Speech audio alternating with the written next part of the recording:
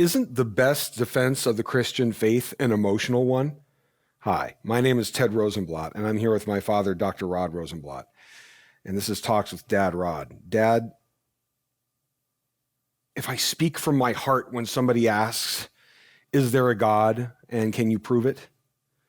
Isn't that sufficient?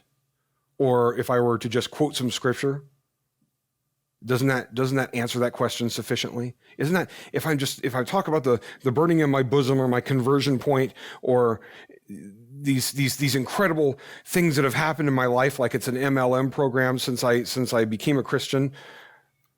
Think of BBs off plexiglass.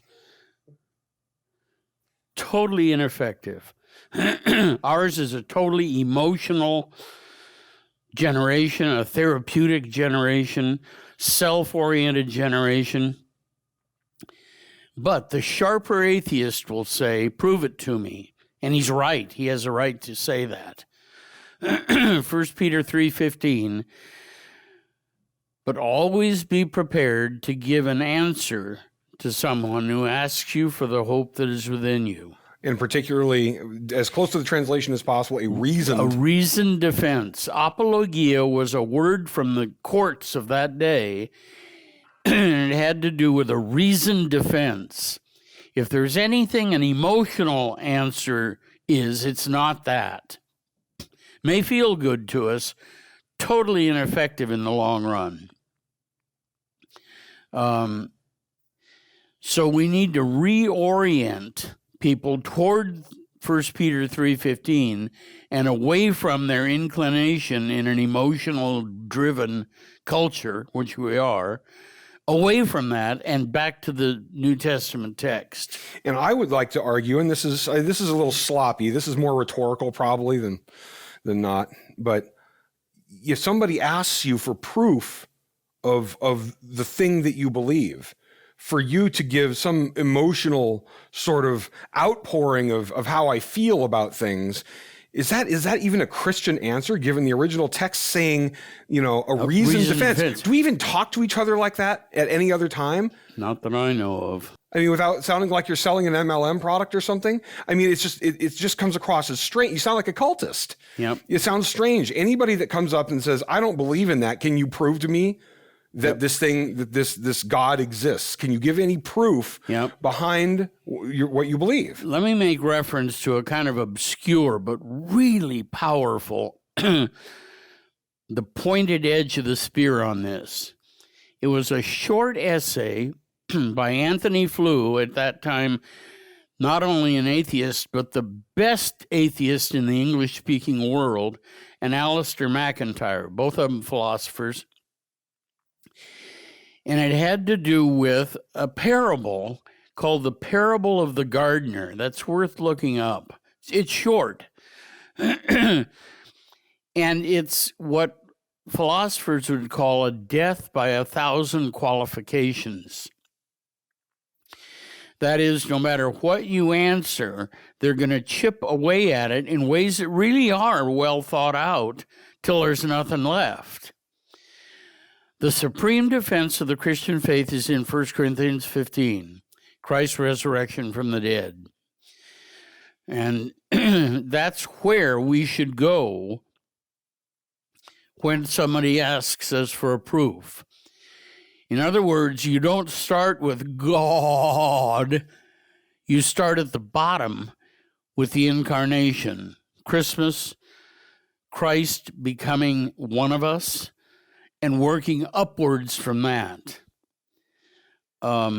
This, I think, is superior to any other approach. Dr. Montgomery drummed it into us, as many of us as he could, way back when, and it's still available in his series, Sensible Christianity, the audio series from 1517.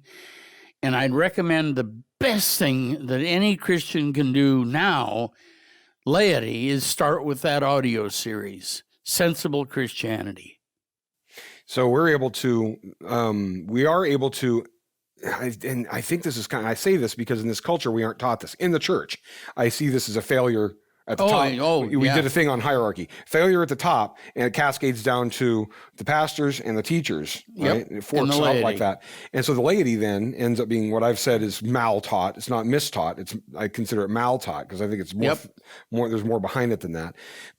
And they don't realize that it is just, it's okay to speak that way to other people, just like they would at any other time about any other thing. If you're talking about an accident that happened, that they just witnessed, what would you say? I saw something happen and I witnessed this thing at such and such a location, and here's how that played out, and here are all the events, and I spoke to so and so, and you can find out there. You can find others. This is the way we speak about events in human history. This is how we witness them, and this is how we recount them to each other, and not only in the immediate, but in perpetuity. And when we then in this scenario, when we let go of that and throw it away, and we go towards something that's going on inside of me, and all that other evidential, factual stuff goes away, and we treat Scripture like it's something that's written on a napkin instead, right? Yep. Effectively, it's just kind of, it's nice. Yeah. It's like it's like our American or whatever European version of something, a fortune cookie or something. Yep.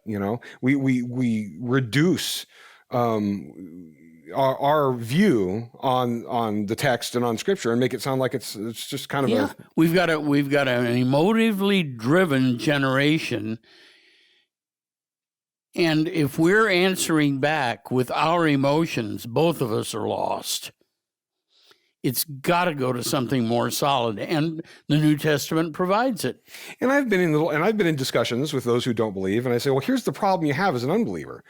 You got to overcome all these hundreds of people, thousands of people who witnessed him being killed on a cross right there in front of everybody, and then coming back from the dead, walking amongst them with the holes in his hands and speaking to all of them. That's what the New Testament has to say.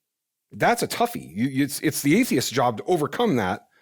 And it's in almost no intro to Phil textbooks. I know because I taught. We know one pastor that was tinkering with doing that in a local school, in a community college.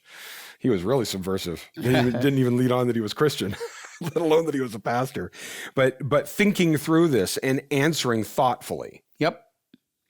Just like we would about any other historical event in human history. Exactly. We talk just like we do with everything else. And when we lose that, that's when we sound like idiots or cultists.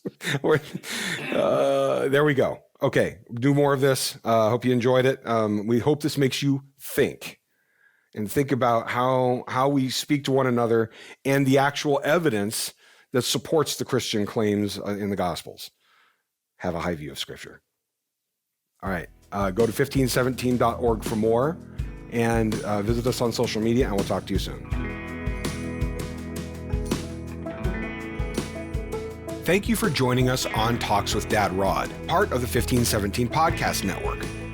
This podcast and all 1517's content is made possible through financial support by listeners just like you. Please visit 1517.org for more, and please consider clicking on the donate button and making a recurring or one-time contribution to help us share this good news in a world which so desperately needs it.